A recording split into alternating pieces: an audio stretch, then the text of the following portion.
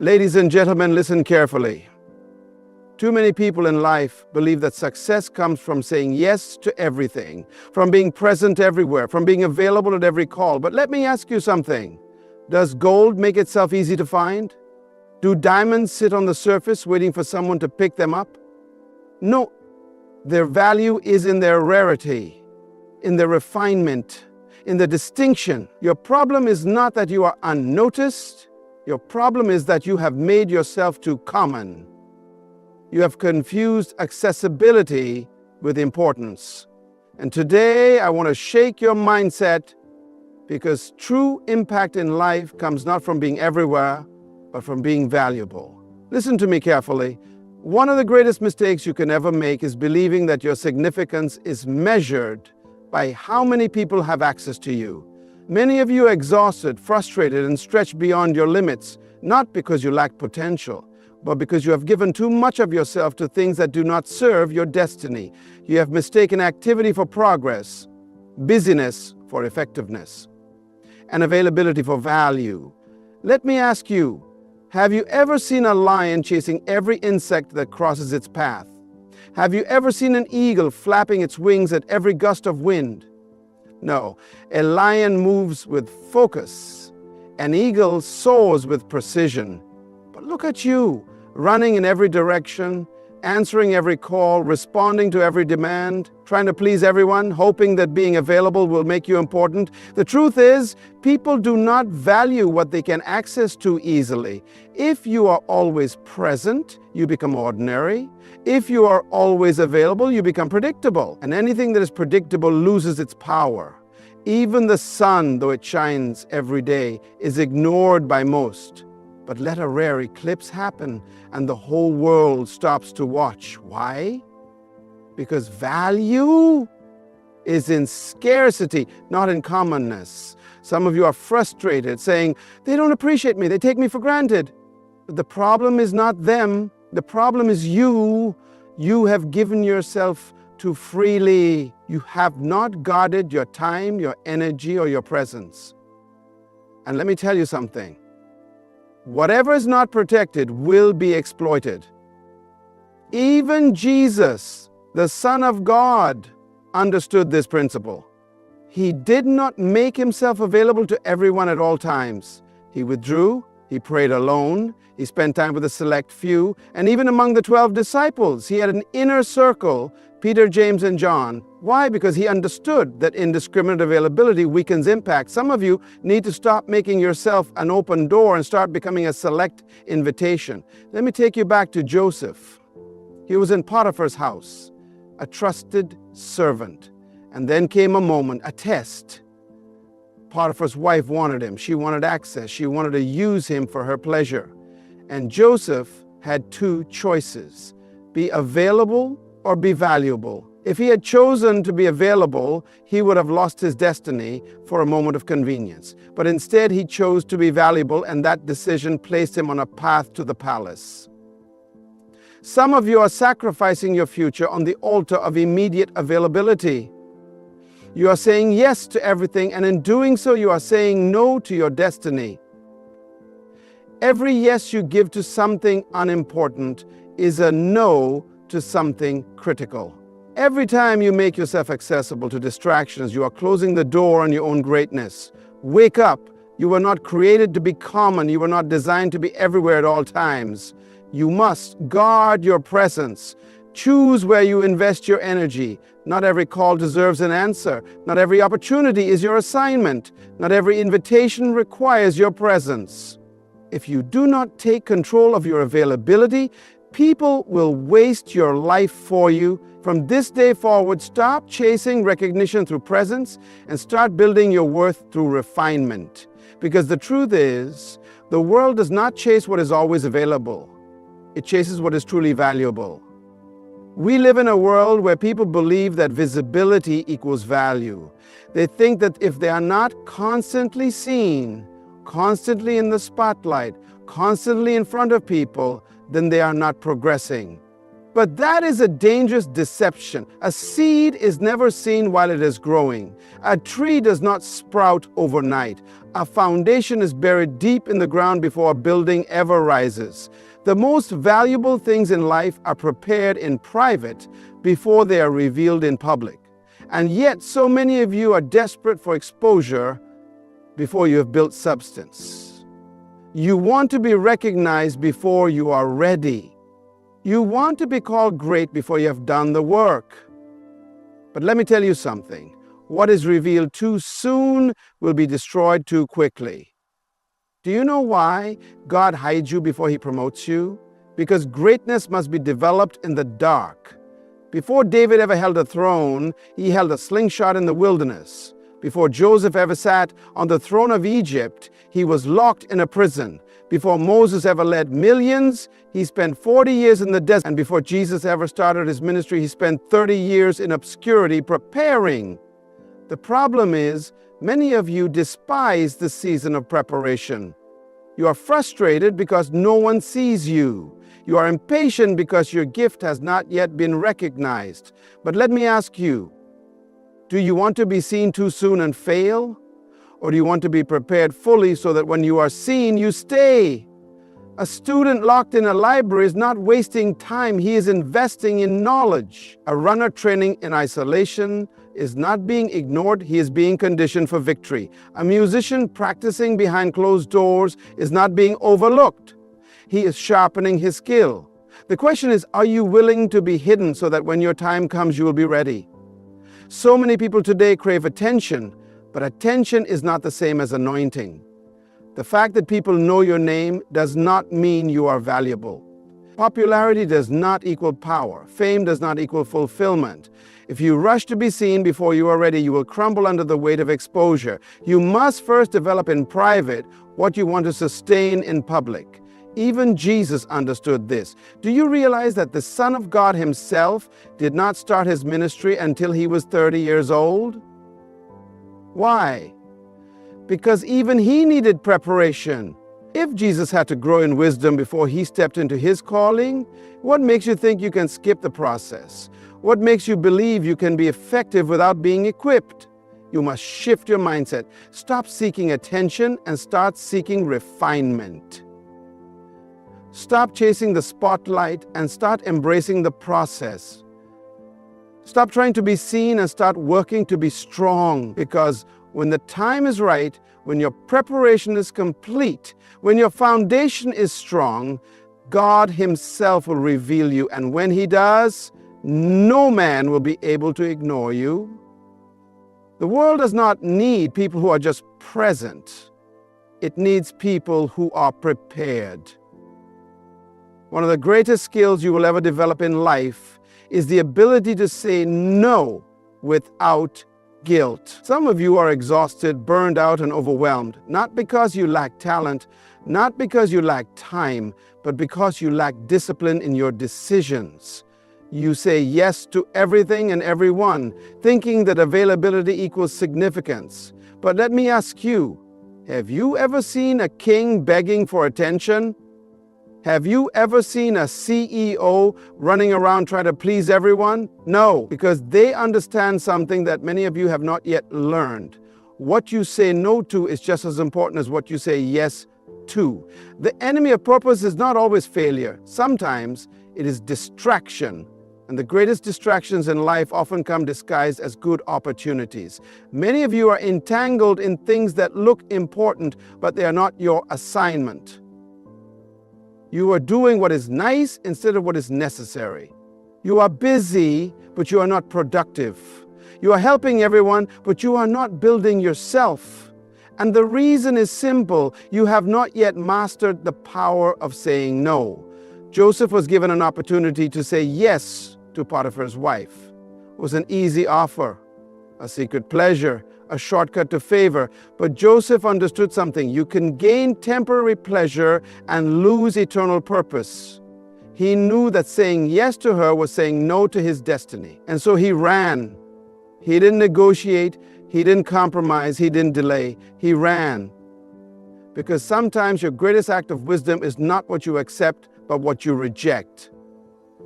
Some of you need to stop negotiating with distractions. You keep entertaining things that God has called you to walk away from. You keep justifying relationships that are draining your strength. You keep saying yes to obligations that are not aligned with your calling. But hear me today. Just because something is good does not mean it is God. Just because something is available does not mean it is assigned to you. If you are not careful, you will spend your life saying yes to small things and miss out on the great things you were born for. Even Jesus understood this. Do you realize that Jesus did not heal every sick person on earth?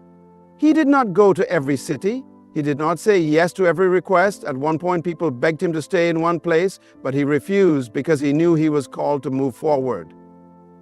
He didn't live to please men. He lived to fulfill purpose. And that is why he could confidently say, "It is finished." Some of you are exhausted because you are trying to finish assignments that God never gave you. It is time to reset your priorities. It is time to value your purpose more than people's opinions. It is time to recognize that every yes you give to something small is a no to something greater. So stop feeling guilty for guarding your time. Stop apologizing for protecting your purpose. Stop explaining yourself for choosing destiny over distraction. Because in the end, life will not reward you for how many things you did. It will reward you for doing the right things. The world does not reward mediocrity. It does not chase after the average. It does not celebrate the ones who dabble in everything but master nothing. Look around you. Who are the people that rise to the top? Who are the individuals that nations seek, that industries pay millions for, that history remembers? It is not those who do many things. It is those who have mastered one thing. The tragedy of our generation is that too many people are trying to be everything to everyone. One day they are chasing this, the next day they are pursuing that. They jump from skill to skill, from career to career, from purpose to purpose, thinking that success is found in doing more. But hear me today. Excellence is not in multiplicity, it is in mastery. David was not known because he tried everything. He was known because he mastered one thing. While his brothers were busy trying to be warriors, he was in the field perfecting his slingshot. While others were using swords and shields, he was refining his aim. And when the day of opportunity came, the army of Israel had thousands of men with weapons, but only one who had mastered his skill. Only one who had the confidence to step forward. And it was one stone from one slingshot in the hand of one prepared man that brought down Goliath. Some of you are frustrated because you see others being elevated while you remain stagnant. The problem is not that you lack talent. The problem is that you have not yet specialized. You are too scattered. You are too divided. You are too unfocused. You want to be good at everything, and that is why you are excellent at nothing. Look at the world around you. If a man masters medicine, they call him a doctor. If a man masters law, they call him a lawyer. If a man masters music, they call him a maestro. The world respects those who refine their gift, who discipline their skill, who focus their energy until they become undeniable. Even Jesus understood this principle. He did not come to earth to do everything. He came to do one thing. He said, "For this reason I was born, and for this cause I came into the world." He had one mission, one focus, one purpose. And because of that, he changed the world in just 3 years of ministry. What would happen if you focused on one thing the way Jesus did? What would happen if you mastered your gift instead of spreading yourself thin? The world does not chase after the common. It pursues the extraordinary, and the extraordinary is simply the ordinary that has been refined, disciplined, and perfected. Stop trying to be everything. Stop running in every direction. Find your one thing. Develop it, refine it, master it. And when you do, the world will come looking for you. Anything that is too common loses its value. The more accessible something is, the less people appreciate it. More easily they can reach you, the less they respect you. The more you say yes to every demand, the less they see you as significant. The reason why gold is expensive is because you cannot find it on the surface. It must be discovered. The reason why diamonds are priceless is because they are hidden, waiting for those who are willing to pay the price to mine them. So why have you made yourself so common? Why have you allowed yourself to be so easily reached, so easily drained, so easily taken for granted? Many of you are frustrated because people do not value you. They do not respect your time, they do not appreciate your presence, and they do not recognize your worth. But the problem is not them, the problem is you. You have given unlimited access to those who have not earned it. You have allowed yourself to be available at all times to all people for all things. But hear me today, your value increases when your access decreases. Jesus, the Son of God, did not allow himself to be everywhere at all times. He was strategic about his presence. He chose when to be seen, who to invest in, and where to spend his time. He spoke to the crowds, but he poured into the 12. And even among the 12, he had 3, Peter, James, and John, who had closer access to him than the rest. Why? Because indiscriminate access dilutes impact. You cannot be everywhere for everyone and still be effective. Some of you are trying so hard to be liked that you have made yourselves common. You say yes to every meeting, yes to every request, yes to every opportunity, hoping that people will see your value. But let me tell you something. Kings do not beg for attention. Great leaders do not run after people. Those who carry true value do not chase. They choose. Do you know why some people never grow? Because they are too available. Do you know why some businesses never expand? Because they cater to everyone instead of focusing on those who value them. Even luxury brands understand this principle. You will never see a Rolls-Royce advertisement on television. You will never see a private jet company begging for customers. Why? Because they understand that rarity creates demand. The more restricted something is, the more value it becomes. It is time for you to guard your presence. It is time for you to be selective about where you invest your energy. It is time for you to recognize that being everywhere does not make you important. Being valuable does. Stop making yourself so common. Stop being so easily accessed. Stop giving your time to those who do not appreciate it. Because the truth is, people respect what they must reach for. And when you begin to guard your time, protect your energy, and limit your access, your value will rise. True success is not measured by how many people know you. It is measured by how many lives you have impacted. It is not about how often you show up. It is about how much value you bring when you do. Too many people spend their lives trying to be seen, trying to be noticed, trying to be in every room, every meeting, every event, hoping that their presence alone will make them significant. But hear me today. It is not your presence that makes you valuable. It is what you carry. A doctor does not walk into an operating room just to be seen. He comes in with skill, knowledge, and the power to heal. A lawyer does not enter a courtroom just to sit. He comes with wisdom, strategy, and the ability to defend. A leader does not stand before people just to be recognized. He speaks with authority, bringing vision and direction. The question is, what do you carry? When people encounter you, what do they receive? When you open your mouth, do you bring wisdom or just noise? When you enter a space, do you make a difference or are you simply taking up room? The tragedy of our generation is that many people want to be in places they have not yet prepared for. They want to sit at the table, but they have not yet developed anything to contribute. They want to be invited into greatness, but they have not yet cultivated greatness within themselves. And so they chase visibility instead of value. They seek popularity instead of purpose. They desire recognition instead of refinement. But let me tell you something. When you truly carry something of worth, you don't have to push your way in. People will pull you in. Joseph was not looking for Pharaoh. Pharaoh was looking for Joseph. Why? Because Joseph had something of value. He carried wisdom, solutions, and strategy. Daniel did not beg for influence.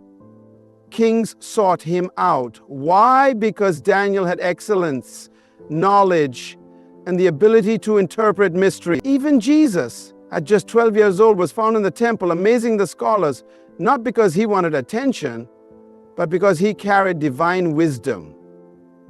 If you spend your life chasing attention, you will always be at the mercy of other people's approval.